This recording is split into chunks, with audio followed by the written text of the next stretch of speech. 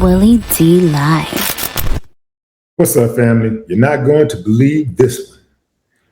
There is a very good chance that Texas could flip blue come the midterms, and especially by the time 2028 rolls around.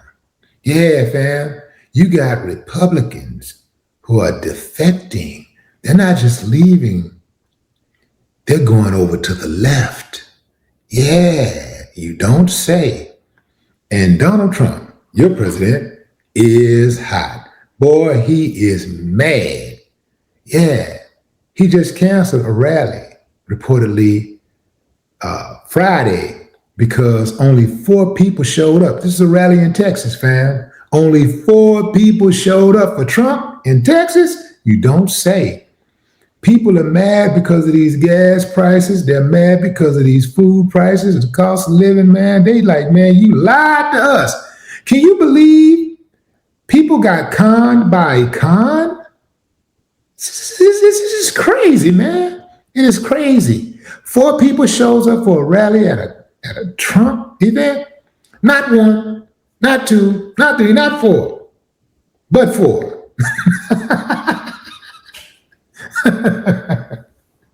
Wow, man. Hey, I hate to do this because I know Trump supporters are watching, but I got to show you this video.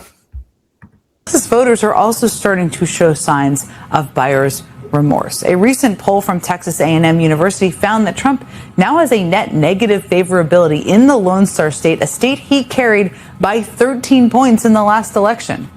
He's underwater by 9 points on his handling of wars around the world, and he's underwater by 16 points on making prices more affordable.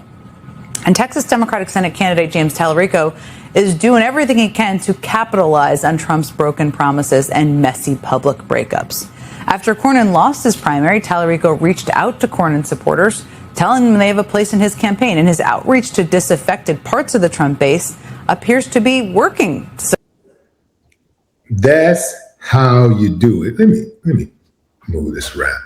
Listen, fam, because you are representing citizens of the state. You're not just representing one side. You're representing the entire state, or if you're running for president, you're supposed to be representing all of the people who live in the country, not just the people who belong in the party that you are a part of, right?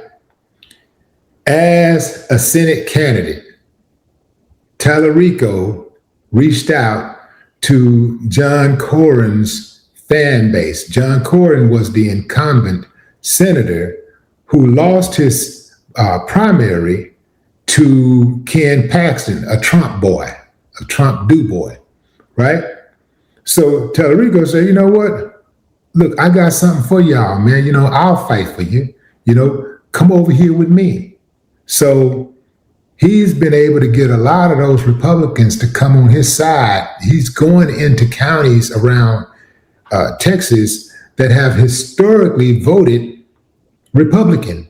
Talarico is packing out school gymnasiums and other spaces with all Republicans. He's going into these Republican counties and he's getting hundreds of votes, and he's eating up these little counties that's got a few thousand people. He's picking up those people, the Republican counties, right?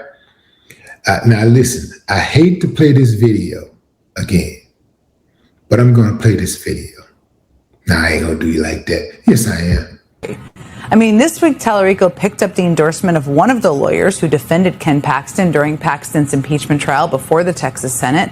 And that same Texas poll that I just mentioned shows Talarico is now polling dead even against Ken Paxton in the conservative state of Texas.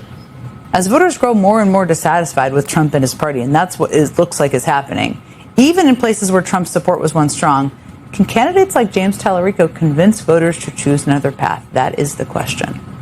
And joining me now is James Talarico, Democratic nominee for U.S. Senate in Texas. It's great to see you. You're right smack in the middle of a hell of a race. So thanks for being here.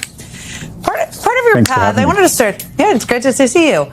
Part of your path of winning, which you're again right in the middle of, is getting Trump voters, people who voted for Trump, independent voters on your side. You've talked about that publicly, and we all know the state of Texas, that's going to be required. I just played some sound of Trump voters in Ohio that I think was pretty fascinating. People who sound, frankly, exhausted and angry, and at the very least disappointed with Trump's second term. As you're traveling around the state of Texas, are you hearing similar things on the campaign trail in Texas, and what are they saying?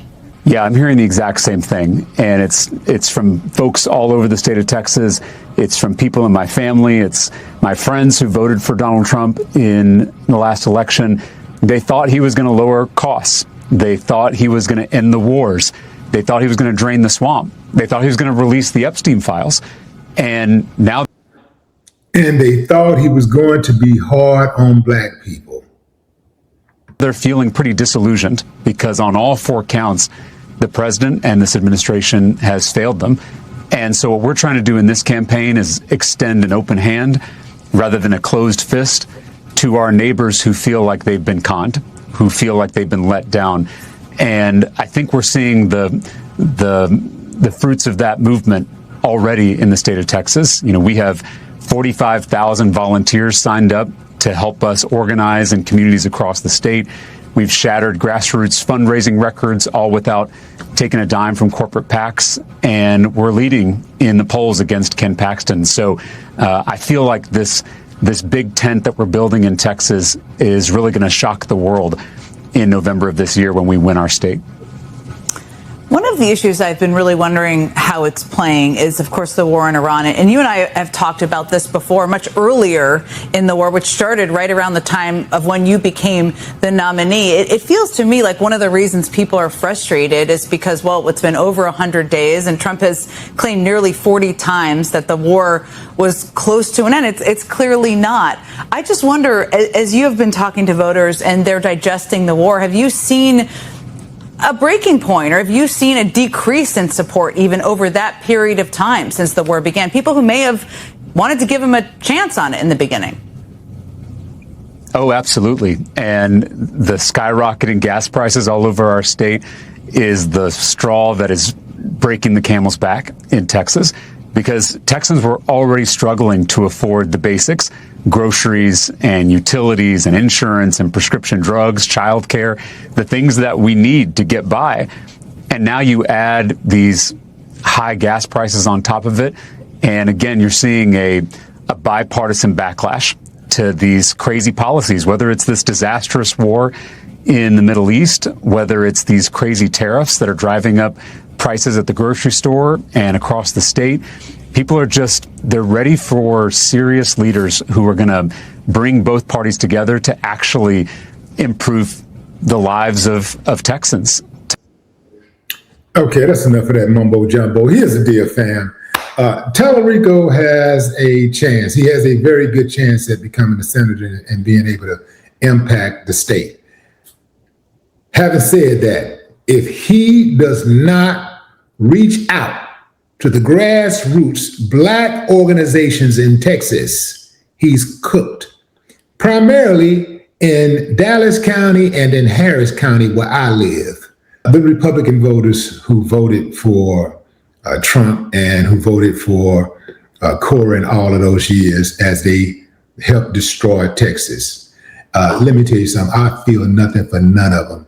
I feel nothing because they felt nothing for me when they voted for those fools. Yeah. See, they was voting for him and they knew that these guys were racist. They didn't care. They didn't care enough to say, you know what? I'm not racist and I'm not voting for a racist. That guy's racist. And, you know, I can't claim to say that I care about holding people accountable for their actions when I know that these guys have ulterior motives, right? So as far as I'm concerned, y'all continue to suffer. And if you're going to vote for Talarico for the purpose of so-called leadership, I still don't believe you. Because if it was really about true leadership, true honest leadership, if it was really rooted in taking care of the people, you would have never voted for any of them in the first place. So you don't care about that. What you care about is your own lot in life. What you care about is getting something for you and your people, you and your family, and that's it. You don't care what happens to everybody else. So I don't care what happens to you. Yeah. One thing about it, I'm going to be consistent. You ain't got to like me, but you got to respect my position, which is more than you can say for yourself. I know that's hard. I know that's hard to hear, but you can't have it both ways. You can't say that you're a good person and vote for a bad person. You can't say you're a good person and support a bad person, enable a bad person. You can't do that. You can do it, but you ain't gonna get no respect that come with it. You dig what I'm saying? A few days ago, Trump said he was not concerned about the rising cost of gas or inflation. He said that. A sitting president said he was not concerned about the rising cost of gas and inflation.